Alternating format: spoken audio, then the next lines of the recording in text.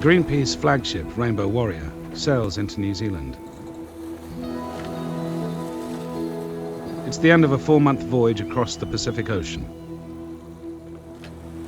New Zealand at the time was a nuclear-free zone, which made it almost feel like coming home when we arrived in Auckland, and there was such a mood on the boat. So it was really exciting to get to go in there, and yeah, it was the place to go. Oh, we had a great reception in Auckland. Yeah, we had a whole bunch of boats came out to meet us, and we had a great reception on the wharf. So that was fantastic, really. You know, we were all ready to go. It was a nice day. It was a very nice day. It was cold, and there was lots of boats out on the harbour, and they were flying banners, and people were yelling at us and waving, and yeah, that was quite extraordinary. The atmosphere in New Zealand was very much for a nuclear-free Pacific, and the Rainbow Warrior was something of an icon, as a symbol. Even then, people looked to the upcoming voyage that was going to happen and across to Mururoa, that the Rainbow Warrior was going to be the flagship for that protest fleet, and so there was a lot of expectation and hope. Almost unnoticed, some French tourists arrive in New Zealand. A couple on their honeymoon, a backpacker with nowhere to stay, a businessman in a downtown hotel, and 4 sailors on a chartered yacht. Their boat carries diving equipment and underwater explosives.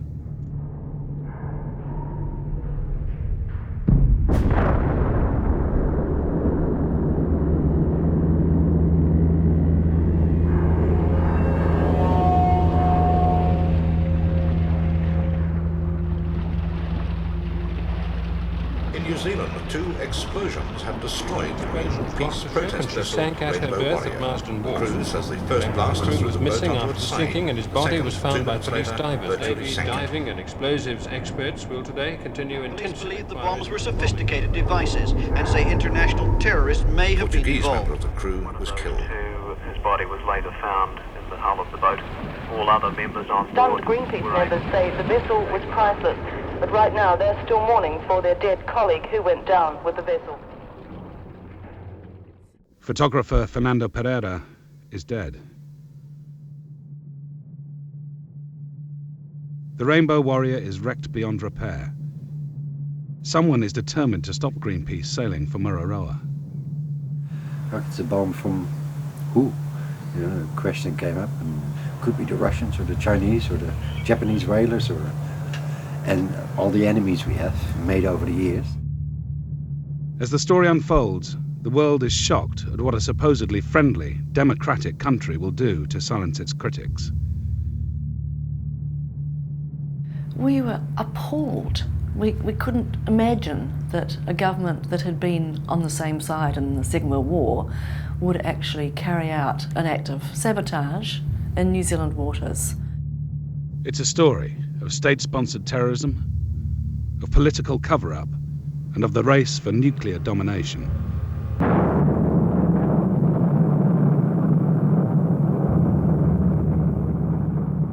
It's a story that won't go away. There was, about the whole nuclear issue, an awful political cynicism being used by great powers who are prepared to advance their interests over the interests of anyone else, including killing a person. The ultimate cynical manipulation for selfish interest that I have ever seen or experienced in my time. It's the story of the boat and the bomb.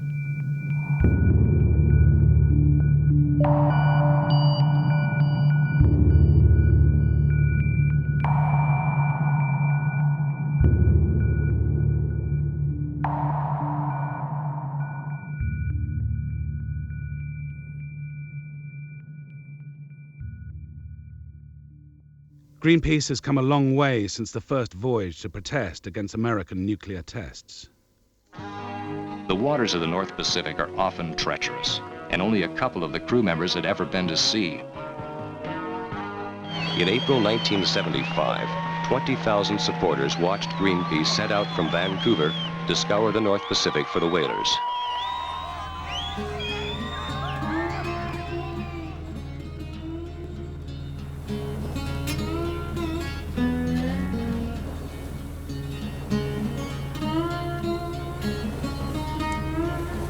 Greenpeace opens offices in the US, Canada, and Europe. But it needs a bigger, faster ship.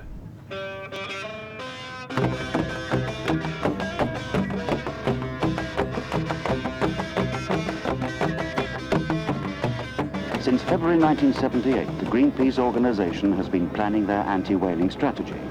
They've purchased this aging, rusty trawler with a grant from the Netherlands branch of the World Wildlife Fund. And for the next 3 months, Greenpeace volunteers will be working flat out to get it in fighting trim. Though no formal declaration has been made, this is without doubt a preparation for battle on the high seas.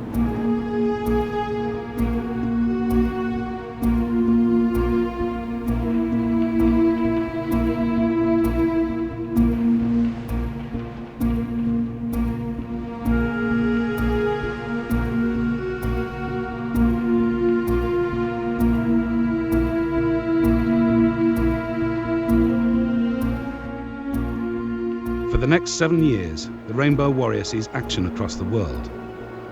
She attracts trouble and headlines.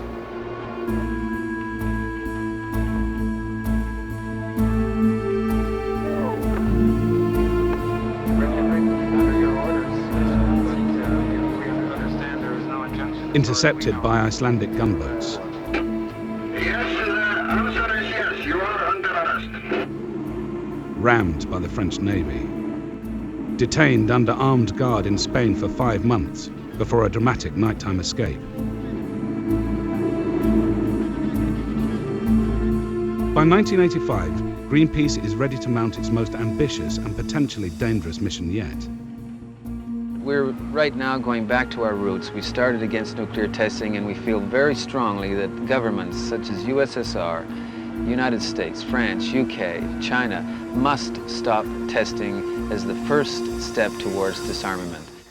Well, we had been working for a couple of years, actually ever since the Rainbow Warrior came to North America in the beginning of 1981, about putting together a voyage to the Pacific and taking the Warrior to Mururoa. We had just restarted the nuclear weapons testing campaign in 1981, and that was going to be a feature. France has been testing nuclear weapons on the island of Mururoa since 1962.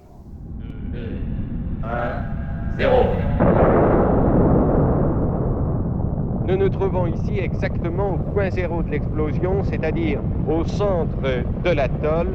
Au-dessus de nous se trouve le ballon et sous le ballon, la nacelle dans laquelle prendra place la bombe.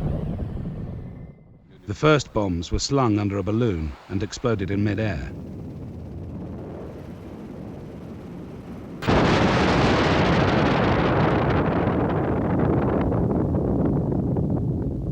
After protests in the early 70s, the tests go underground. By 1985, more than 100 nuclear explosions have rocked Mururoa. That was all happening in our neighbourhood, in the Pacific, in other words, and we said, no, no, no. If you want to test, do it in your own backyard. You know, if you're the French and the British, go and try the Mediterranean. If you're so keen, you think it's so safe, go over there. Each blast causes the island to sink by a couple of centimetres. They keep blowing the tests off underground, and they've made a lot of mistakes. In fact, they've blown the side of the atoll right off. They've got a crack in the side of the atoll that's about a half a mile long and about a foot wide. Radiation is spewing into the ocean. Tests show increased levels of plutonium in the ocean. Even the fish are radioactive. There's a lot of Polynesian people on the islands around there that you can't get to, and there's a lot of cancer, there's a lot of health problems in French Polynesia and across the Pacific from that. But now they're testing underground, and they are testing neutron bombs. And they're just turning that island, that atoll, into just Swiss cheese. They're blowing it to smithereens.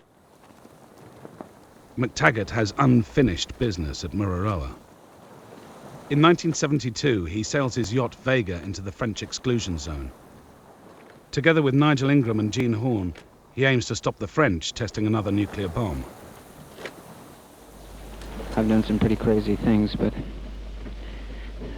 I'm really against all this stuff. Vietnam, apartheid, and other things don't really excite me too much. But atomic bombs, I just think they're ridiculous. So, Mom and Dad, please try to understand. That's about it.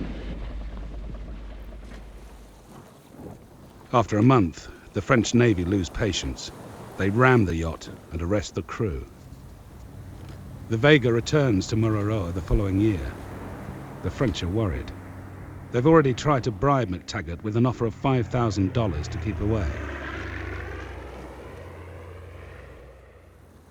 And they came up alongside, and 3 of them jumped up on the side of the deck, and I went to the front one, the one in the middle, and told him, you know, not to get on my boat. We're in international waters. And they just let me have it. And they pulled my shirt over my head. I went right over the side of the boat into the inflatable, and they started beating on me. They had sort of batons. They had knives, they had guns, and they kept beating on me for about 2 or 3 minutes, and then one of them just pulled my head up and smashed the butt end of the truncheon into my eye, and I went out cold. And then they were smashing Nigel, who was in the cockpit. He'd just come out from below. And they started smashing him, and they hit him in the neck. They broke the bones in the back of his neck. He fell down in the cockpit. They were kicking him in the groin. They went after Mary, a New Zealand girl who was shooting with a Super 8. They took that camera and threw it over the side, and Anne-Marie, another New Zealand girl, was up forward shooting with a Nikon, black and white. She got 13 pictures off, then dove down underneath the boat, hid the camera, and we had another camera set up, and they found that. They came smashing down below. They ripped the film out, and they thought they had the film. Greenpeace doesn't forget about Mururoa. When we restarted the campaign against nuclear testing in 1981, others in the disarmament community in Washington and elsewhere said, "What, are you crazy?" Because they were all exercised about the cruise missiles at the time. And they said, "Nuclear testing? Oh, why do you bother? Oh, nobody cares about nuclear testing," which to a certain extent was true. Nobody did care about nuclear testing, except we did. The Pacific Campaign means a new look for the Rainbow Warrior. Finally got approval to put the sailing rig on the ship in about June of 1984, which transformed this clunky old North Sea trawler into one of the most fuel-efficient, long-range, 130-foot motorboats you could possibly imagine. Basically gave us unlimited capacity to stay at sea. She was in Jacksonville, and a decision was made to have the vessel for longer periods in the Pacific, and that a sailing rig would be very good for the vessel, long distances, good image, you know, saving fossil fuels, etc. Greenpeace can now mount a sustained campaign against the French. The atmosphere on the boat was solid. We had just spent a 6-month period in Jacksonville, Florida that was as tough as anything I've ever done in Greenpeace, where we put the sailing rig on the boat, working in the back of a muddy field underneath the highway. And we were so glad to get out of there, so glad to get to the tropics, Mururoa, the far Pacific. What happens next proves to be a turning point in Greenpeace history. A group of people on Rongelap had been exposed to the biggest test of all, a bomb that was 1,000 times more powerful than Hiroshima. On March the 1st, 1954, the US detonates a 15-megaton hydrogen bomb on Bikini Atoll. It's codenamed Bravo. They had no warning, they didn't know it was happening, and they woke to 2 sunrises, one in the east and one in the west. End result was a massive radioactive cloud which just drifted over the whole of the northern Marshall Islands and came down in the snow. And they got all this radioactive material snowing down on them. Basically they were used as guinea pigs by US authorities to see what radiation will do to human beings. They had a long legacy of cancers and childbirth problems, serious problems. The women on the island were becoming very afraid for the future of their children. So they got to the point where they asked to be moved. They asked their own government, they asked the US government And when we went out there in '85, they also asked us if we wouldn't help move them off the island. We said, of course.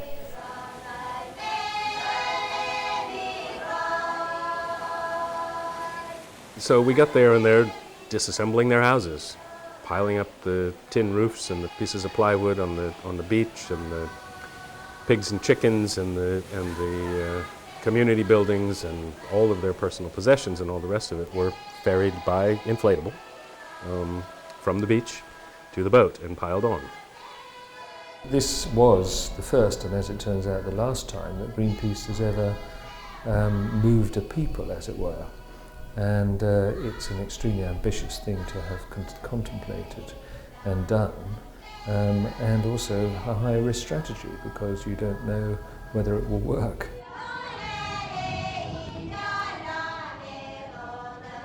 We had too much gear on board and the wind had blown up and there were too many people, and we really felt that it wasn't safe to rig the sails. That was the bad trip, when every Marshallese on the boat was seasick. And the whole crew spent the entire night of the passage mopping up after everyone.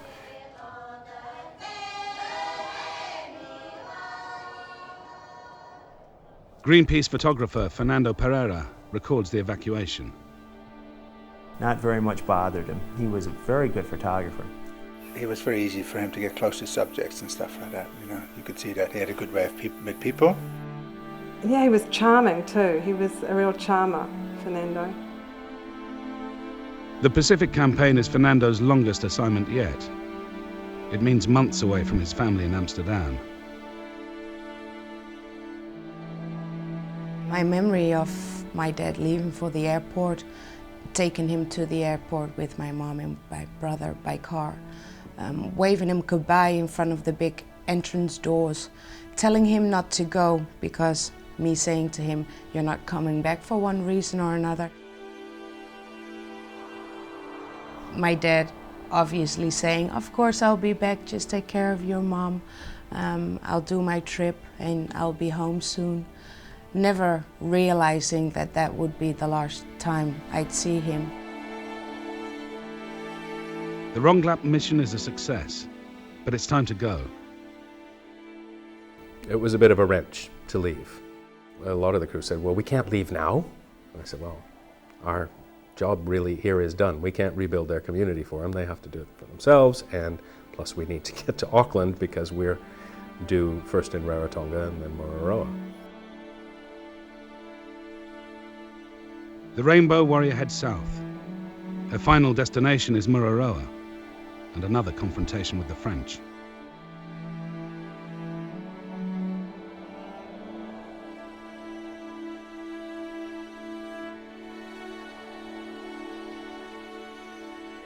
We were all excited about the Mururoa campaign. I mean, it was a good year, a good, tough, exciting year on the boat.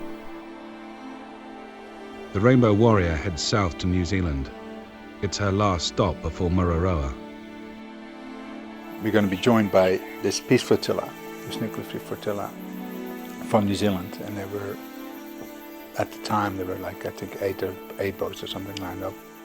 Remembering the history of all the Vega voyages that had started from New Zealand, it just seemed like the place to go. It's an ambitious plan. Greenpeace aims to stop French nuclear bomb tests in the Pacific. We'd had this dream that had been slowly concocted over a number of meetings over a number of years of actually getting there with the Rainbow Warrior, and with the new sail rig it would have virtually unlimited staying power, and that was the one thing that very clearly drove the French crazy. France is determined. The tests will go ahead. François Mitterrand went against all his promises as leader of the left. He was the French president who detonated the most atomic bombs. France has never exploded so many nuclear weapons.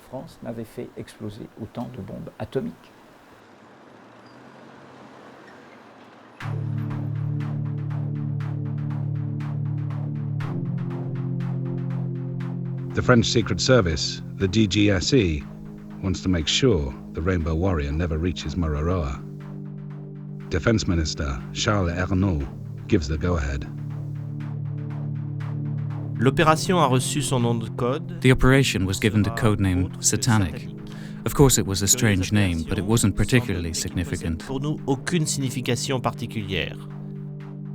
François Mitterrand, the socialist president who goes back on his promise to stop nuclear tests. The decision was made clearly to perpetrate sabotage in New Zealand, in a New Zealand harbour, in a supposedly friendly country. And I expect because of our clear sympathy to the non-nuclear stance. Mitterrand denies knowledge of the plot, but many believe he too approves Operation Satanic. Qui a donné l'ordre?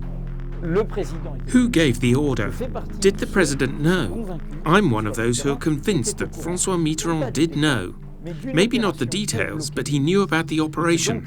That means he gave his go-ahead. À cette opération. A young Frenchwoman calling herself Frédérique Bonlieu calls at the Greenpeace office in Auckland. She offers her services as a volunteer. Infiltrating Greenpeace is like infiltrating the YMCA. It's just not very tough, and I think that's one of our strengths. I mean, we're not this super secretive organization. We're pretty open about what we do and how we do it. Bonlieu's real name is Christine Carbon. She's a captain in the French army who's seen active service in the Middle East. They'd had a rather unusual Frenchwoman in their midst for some time. She'd arrived, she had been friendly, she'd been admitted into their group, if you like, which is an open, friendly group of people. The charter yacht, Uvea, arrives illegally in the far north of New Zealand. On board are 3 Navy combat frogmen.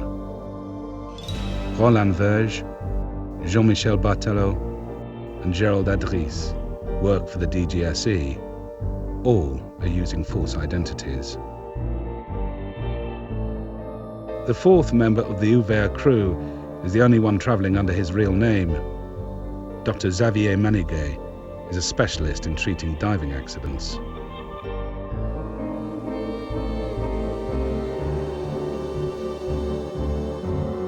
Parangaranga Harbour is remote and lonely. It's ideal for unloading the Uvea's secret cargo. Scuba gear, an inflatable Zodiac boat, outboard engine, and underwater explosives are smuggled ashore. But the yacht's arrival doesn't go unnoticed. The Uvea was mentioned to us by Customs as a vessel we might be interested in. It had been stolen at some time, and Customs had it on their records for that reason. And they thought, well, this could be a connecting factor here.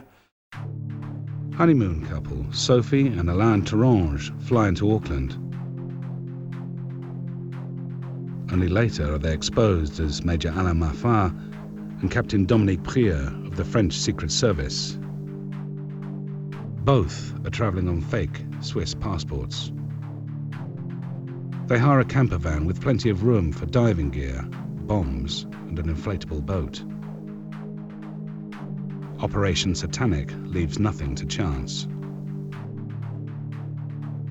Le choix de la charge qui sera employée. What sort of bomb should we use against the Rainbow Warrior? It's a crucial question. We were experts in the effects of explosive on ships and harbours. We knew exactly how to make them work. Nous avons la capacité de les adapter à l'effet recherché.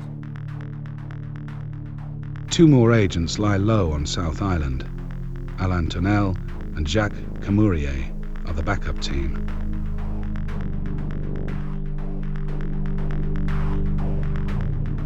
Colonel Louis-Pierre Delay is head of Operation Satanic. His hotel room overlooks Marsden Wharf.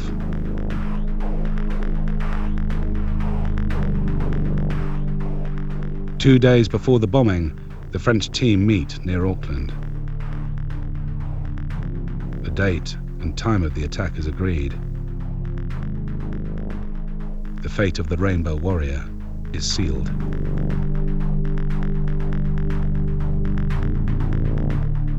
It would have been much easier to bomb the Rainbow Warrior while she was out at sea, but from the start we had one unbreakable rule: no one must be killed. A friend of us got murdered. It was pure murder. You know, they didn't give us any warning.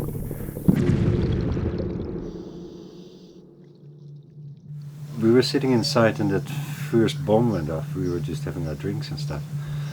And suddenly this bomb went off and it was just like sitting in your chair. Lights go off, total fucking darkness, like, what is going on? I didn't really realize what it was. I just woke up and I thought we'd been in a collision with another boat at sea. The sound was actually kind of a weird sound, you know, not the type of sound you immediately think, hey, this is a bomb, you know. It's just a bang, you know. And it was obvious it was from the engine room.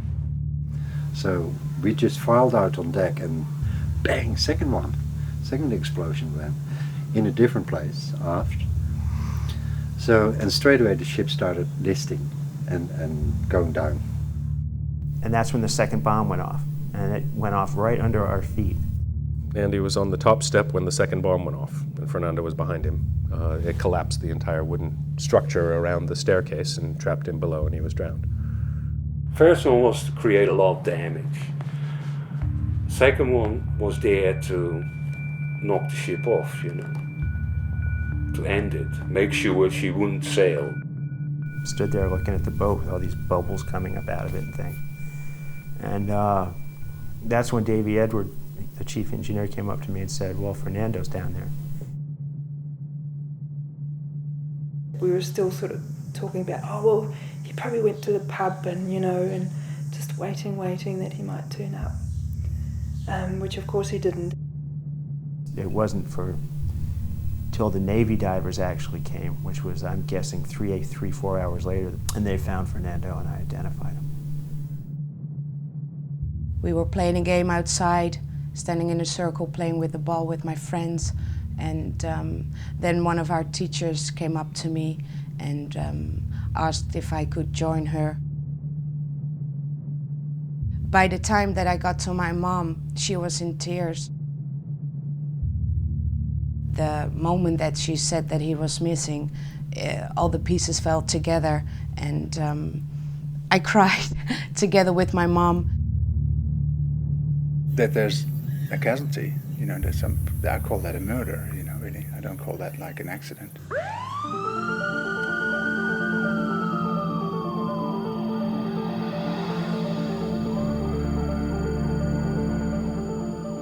Well, the first morning it seemed likely that the Rainbow Warrior had been sunk by means of an accidental explosion from inside the ship. The initial inquiry centred on the explosion itself and the hole in the side of the ship. And the big question was it from the inside or from the out? They took me up to the police station. They had serious concerns that we had done it ourselves up to that point. They basically said to us, okay guys, when and how are you going to get your ship off of the bottom of my harbor?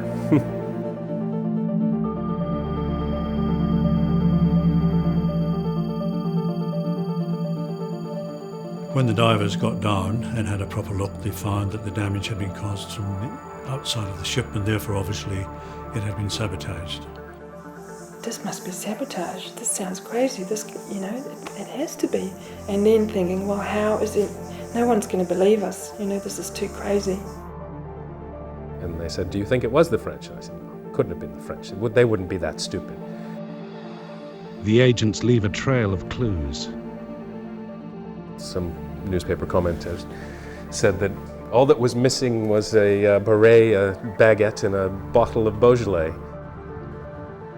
We started to get a mountain of information about what they'd been doing there, you know, where they'd been, where they'd stayed, and in fact, who they seemed to have met. They were terrible. I mean, they left a trail all over New Zealand, and it was a bit like, I don't know, one of those Pink Panther or Inspector Clouseau movies where they were completely inept. And I think incredibly arrogant. We watched the news every night, and it was this unfolding every night. It was the first headline, you know, for like a month. It was on and on and on and on, the Rainbow Warrior.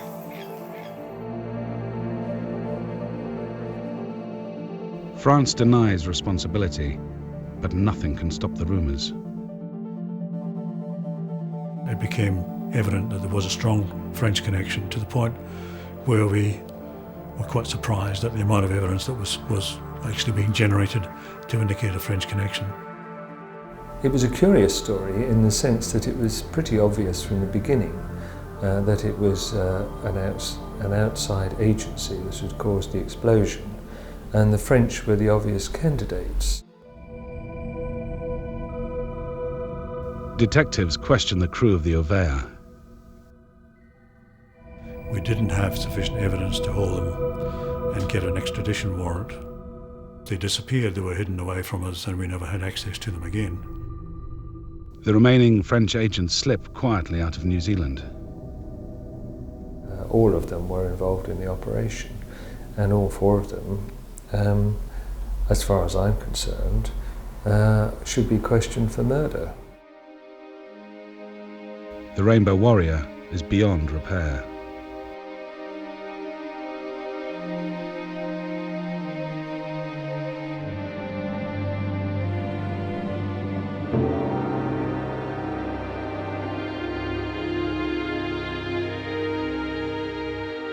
Film taken in dry dock shows the force of the blasts.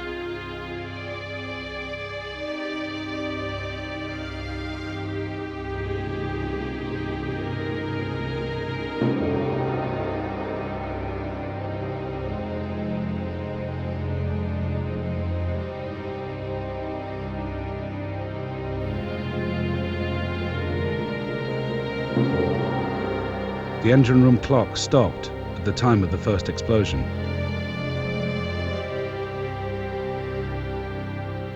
Holes torn by flying shrapnel.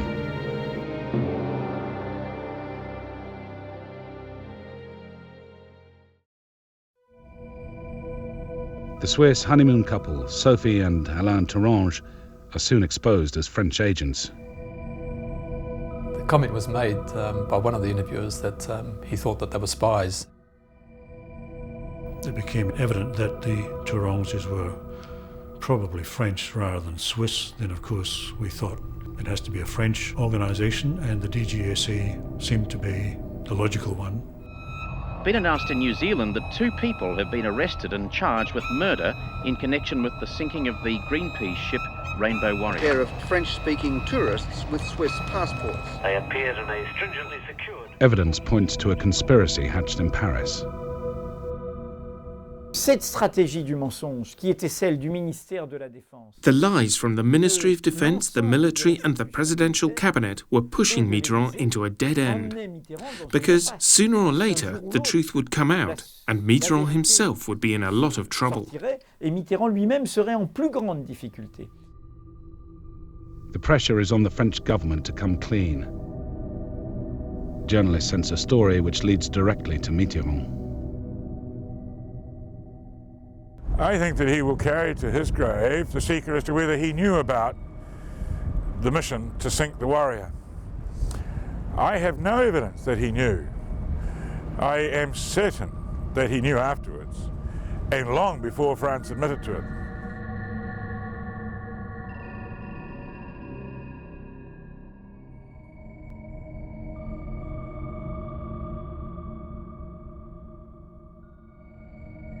France denies bombing the Rainbow Warrior, but Operation Satanic is exposed.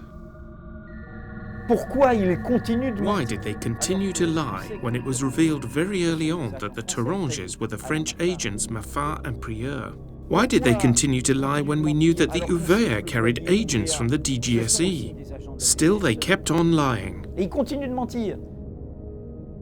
Involvement of a section of the French intelligence service is now dominating French radio, television and newspapers. French newspaper Le Monde claims 2 French army frogmen blew up the ship and escaped by plane on the minister's direct orders. The finger points very straight at one branch of the secret services called the DGSE. The French government is, of course, involved. The head of the DGSE, Admiral Pierre Lacoste, is sacked. Defense Minister Charles Ernault resigns. That shows you just how stupid military people can be. One destructive, killing act against an unarmed defenceless ship killed a member of its crew and sealed in place the very policy they were fighting so hard to overcome. Held inside Mount Eden Jail in Auckland, Mafar and Pereira are charged with conspiracy, arson and murder. We were terrified and appalled. We hadn't come here to kill anyone, least of all one of these inoffensive environmental activists.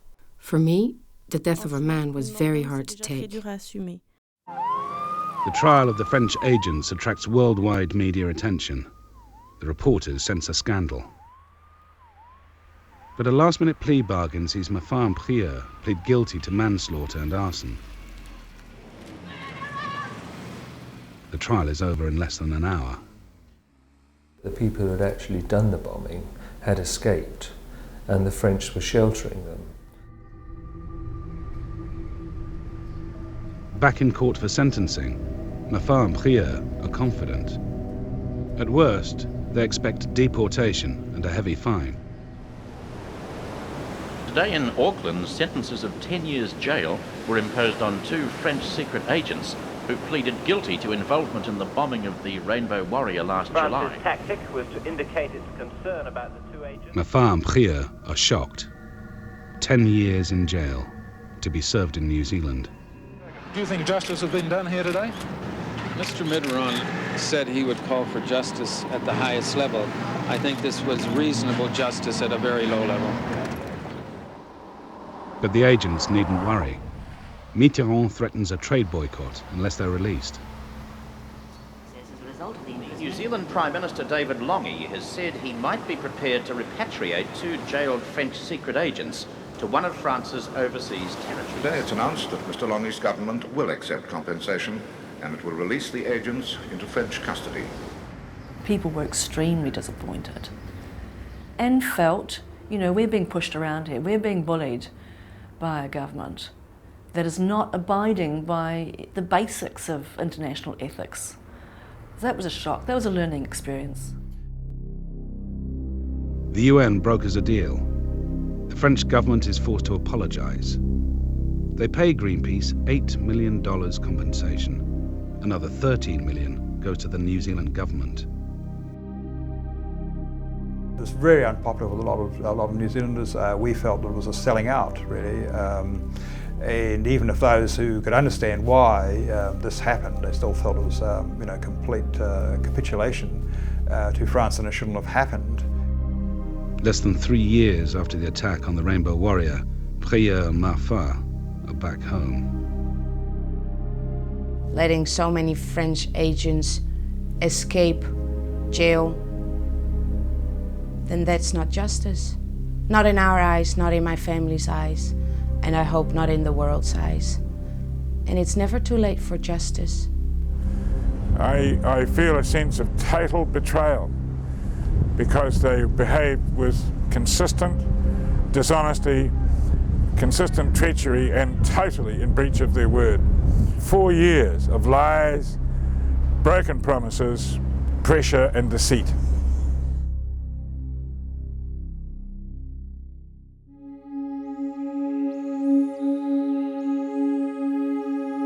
The last voyage of the Rainbow Warrior.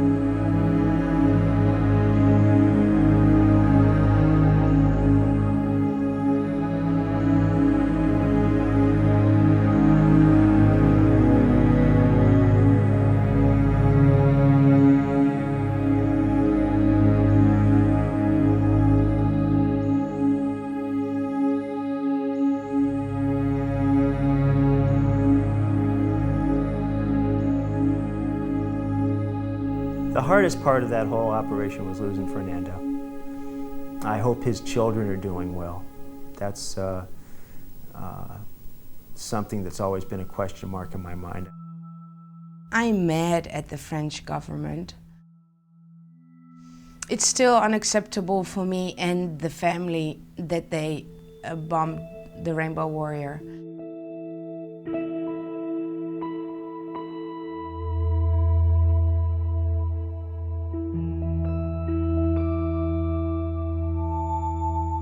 New life springs from the old wreck.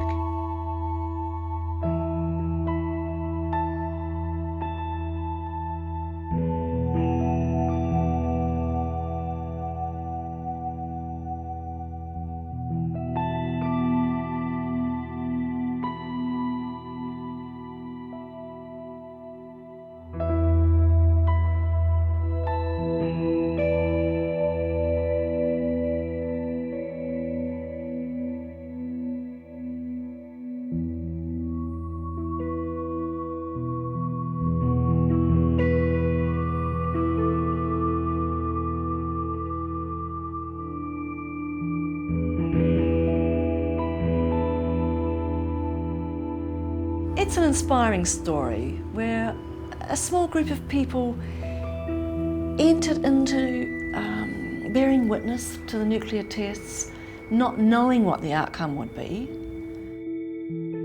With the bombing and the tragic death of Fernando, the Rainbow Warrior took on a role in the country's life, an icon that gave it confidence and a sort of sense of self-worth and self-vision in a nuclear-free Pacific.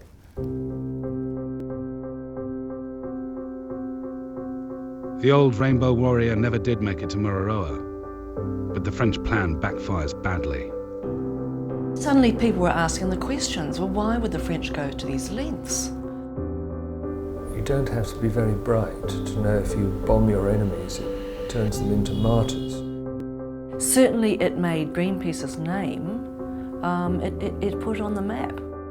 It turned it from a relatively small fringe organisation into a multinational organisation.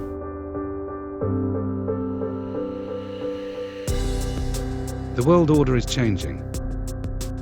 Cold War barriers are coming down.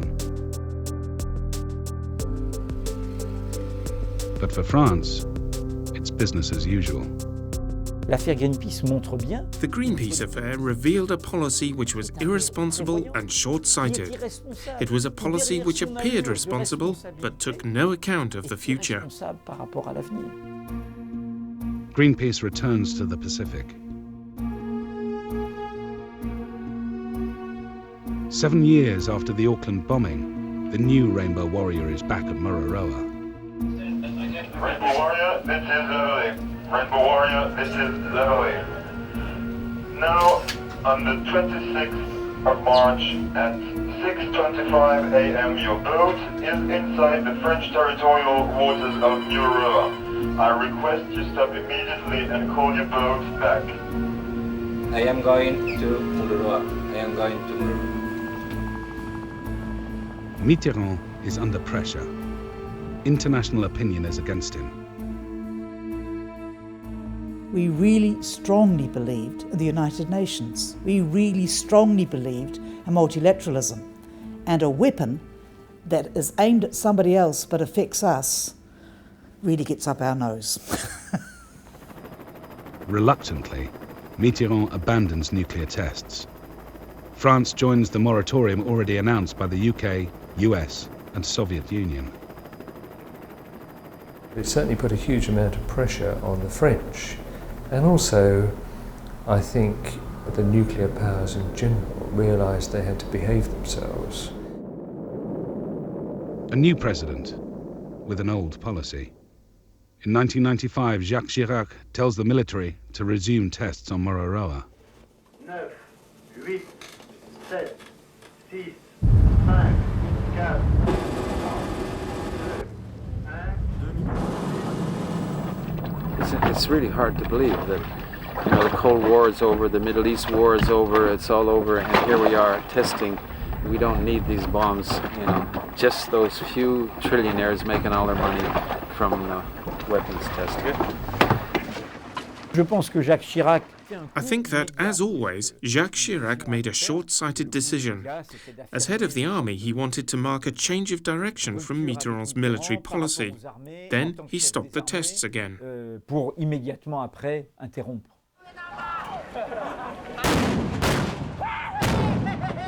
Chirac's decision sparks a wave of anti-French riots across the Pacific.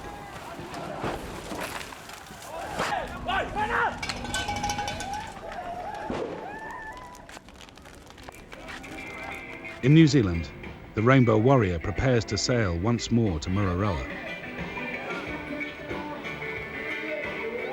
10 years after the bombing, the stage is set for one final dramatic confrontation. What's your message, if you like, to those on the crew who are sailing to Mururoa again? Keep your eyes open. Longhi's warning proves all too accurate. At around 6:30 a.m, commandos and inflatables stormed the Rainbow Warrior as it entered the main channel into the pass at Mururoa.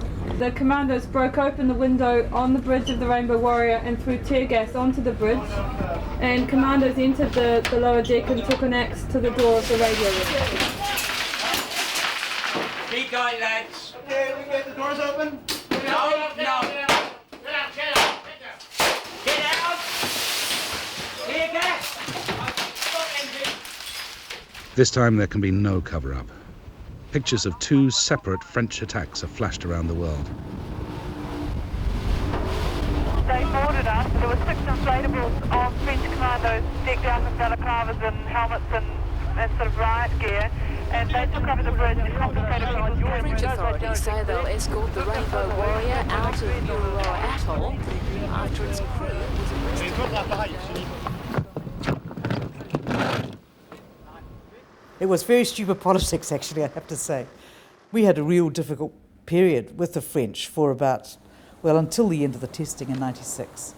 After 30 years and nearly 200 detonations, French nuclear testing in the Pacific comes to an end. Chirac agrees to join the Comprehensive Test Ban Treaty.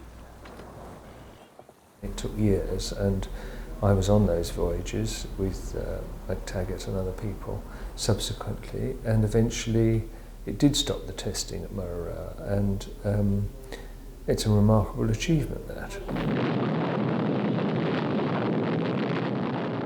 More than half a century after Hiroshima, the treaty is signed by Russia, China, America, Britain, and France. But even today, the agreement has no legal force. Well, there's still 30,000 nuclear weapons around the world, and that's still a very scary prospect. The US, along with 10 other states, still refuses to ratify the Comprehensive Test Ban Treaty. They're trying to convince us that you can use smaller nuclear weapons in conventional war. And they are driving that. They are driving a new nuclear arms race. When the French Secret Service bombed the Rainbow Warrior, they thought it would stop the protests. Instead, it caused an international outcry. They thought that they could stop this by stopping a little boat with a handful of people on board. I don't know what drives government to do extremely stupid things. And of course what they did more to focus international attention on what they were doing in the Pacific than anything we could ever have done. You know, in the great scheme of things, bombing the Rainbow Warrior was about the most stupid thing the French could do. The attack on the Rainbow Warrior was much more than a public relations disaster for the French. Its consequences are felt to this day. My family and I pretty much accepted what happened in '85, but that doesn't mean that we're gonna forgive and forget.